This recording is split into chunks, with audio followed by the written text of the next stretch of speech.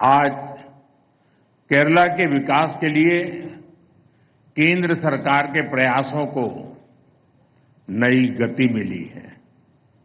आज से केरला में रेल कनेक्टिविटी और सशक्त हुई है।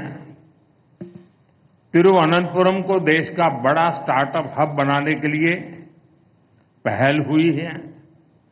आज केरला से पूरे देश के लिए गरीब कल्याण से जुड़ी एक बड़ी शुरुआत भी हो रही है। आज PM Svanidhi credit card launch किया गया है। इससे देश भर के रेहड़ी, ठेले, फुटपाथ पर काम करने वाले साथियों को लाभ होगा। मैं विकास की, रोजगार निर्माण की इन सभी योजनाओं के लिए केरला की जनता को, देशवासियों को बहुत बहुत बधाई देता हूं। കേരളത്തിന്റെ വികസനത്തിനായി കേന്ദ്ര സർക്കാർ നടത്തുന്ന പരിശ്രമങ്ങൾക്ക് ഇന്നൊരു പുതിയ ദിശാബോധം കൈവന്നിരിക്കുകയാണ്. കേരളത്തിന്റെ റെയിൽവേ യാത്രാ സൗകര്യം ഇന്നു മുതൽ കൂടുതൽ ശക്തമാവുകയാണ്. രാജ്യത്തെ വലിയ സ്റ്റാർട്ടപ്പ് കേന്ദ്രമായി തിരുവനന്തപുരത്തെ മാറ്റുന്നതിനുള്ള ആദ്യ ചുവട് ഇന്ന് വെക്കുകയാണ്. രാജ്യത്തെ മുഴുവൻ പാവപ്പെട്ടവരുടെയും ഉന്നമനത്തിനായി നടപ്പാക്കുന്ന ഒരു മഹത്തായ സംരംഭത്തിനും തിരുവനന്തപുരത്ത് ഇന്ന് തുടക്കമായിട്ടുണ്ട്. ഇന്നാണ് രാജ്യത്ത് പ്രധാനമന്ത്രി സ്വനിധി ക്രെഡിറ്റ് കാർഡ് പദ്ധതിക്ക് തുടക്കമായത്. ഇതുമൂലം രാജ്യത്തെ ഉന്തുവണ്ടി കച്ചവടക്കാർ, തട്ടുകടക്കാർ, വഴിയോര കച്ചവടക്കാർ എന്നിവർക്കാണ് അതിന്റെ ഗുണം കിട്ടുക. വികസനത്തിനും തൊഴിൽ ഉൽപാദനത്തിനുമൊക്കെ കാരണമാകുന്ന ഈ പദ്ധതികൾക്ക് രാജ്യത്തെ എല്ലാവരുടെയും പേരിൽ ഞാൻ ആശംസകൾ നേരുന്നു. एनडीए सुहृदगणे, विकसित भारत बनाने के लिए आज पूरा देश एकजुट होकर प्रयास कर रहा है। विकसित भारत के निर्माण में हमारे शहरों की बहुत बड़ी भूमिका है। बीते 11 वर्षों से केंद्र सरकार अर्बन इंफ्रास्ट्रक्चर पर बहुत निवेश कर रही है. പ്രിയപ്പെട്ട സുഹൃത്തുക്കളെ, വികസിത ഭാരത നിർമ്മാണത്തിനായി ഇന്ന് രാഷ്ട്രം ഒറ്റക്കെട്ടായി പരിശ്രമിക്കുകയാണ്. വികസിത ഭാരതത്തിന്റെ നിർമ്മാണത്തിൽ നമ്മുടെ നഗരങ്ങൾക്ക് വലിയ പങ്കാണ് വഹിക്കാനുള്ളത്. കഴിഞ്ഞ 11 വർഷമായി രാജ്യത്തെ നഗരങ്ങളുടെ അടിസ്ഥാന സൗകര്യ വികസനത്തിനായി കേന്ദ്ര സർക്കാർ വൻതോതിലുള്ള നിക്ഷേപമാണ് നടത്തിവരുന്നത്. सुहृदगणे, केंद्र सरकार शहर के गरीब परिवारों के लिए भी बहुत काम कर रही है। पीएम आवास योजना के तहत देश में 4 करोड़ से अधिक घर बनाकर गरीबों को दिए गए हैं। इनमें शहरी गरीबों के लिए 1 करोड़ से अधिक घर बनाए गए हैं। केरला के करीब 1.25 लाख शहरी गरीबों को भी उनका पक्का घर मिला है.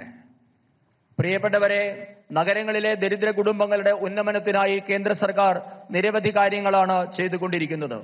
പ്രധാനമന്ത്രി ആവാസ് യോജന വഴി ഇന്നുവരെ രാജ്യത്ത് 4 കോടി പുതിയ വീടുകൾ നിർമ്മിച്ചു നൽകി കഴിഞ്ഞിരിക്കുന്നു.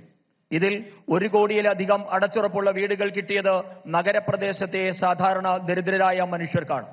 ഈ പദ്ധതി മൂലം കേരളത്തിൽ 25 ലക്ഷം നഗരവാസികൾക്കാണ് ഉറപ്പുള്ള വീടുകൾ കിട്ടിയത്. सुहृदगणे, गरीब परिवारों का बिजली का बिल बचे, इसके लिए पीएम सूर्यघर मुफ्त बिजली योजना शुरू की गई है. गरीबों को आयुष्मान भारत से 5 लाख रुपए का फ्री हेल्थ ट्रीटमेंट मिल रहा है. नारी शक्ति की स्वास्थ्य सुरक्षा के लिए मातृ वंदना योजना जैसी स्कीम बनाई गई है. केंद्र सरकार ने 12 लाख रुपए तक की इनकम उसको टैक्स फ्री कर दिया है। इसका बहुत बड़ा फायदा केरला के लोगों को भी हुआ है, विशेष करके मध्यम वर्ग को हुआ है, सैलरी क्लास को हुआ है।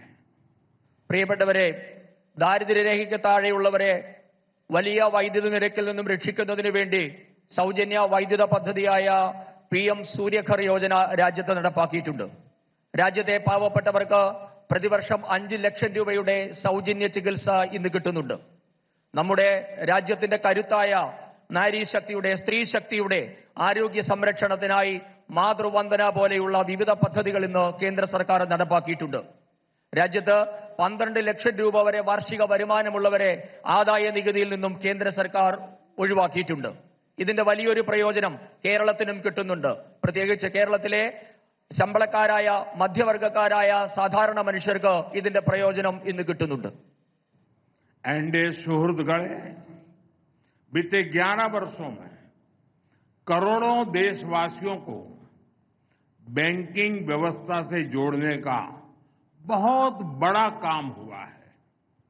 अब गरीब, SC, ST, OBC, महिलाओं, फिशरमैन, इन सभी को भी आसानी से बैंक लोन मिलने लगे हैं।